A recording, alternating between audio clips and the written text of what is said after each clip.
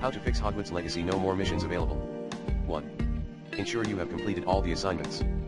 FYI, there are a total of 12 Hogwarts Legacy assignments. Madame Kagawa's assignment 1, Madame Kagawa's assignment 2, Professor Weasley's assignment, Professor Ona's assignment, Professor Hecat's assignment 1, Professor Hecat's assignment 2, Professor Ronan's assignment, Professor Garlick's assignment 1, 2. Ensure you have read all our post messages. 3. Ensure you also have completed side quests.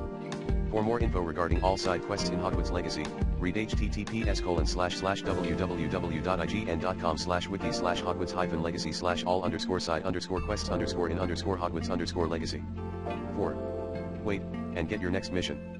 Plan B, head over to the map menu to switch from day to night or vice versa. 5. Contact Hogwarts Legacy support.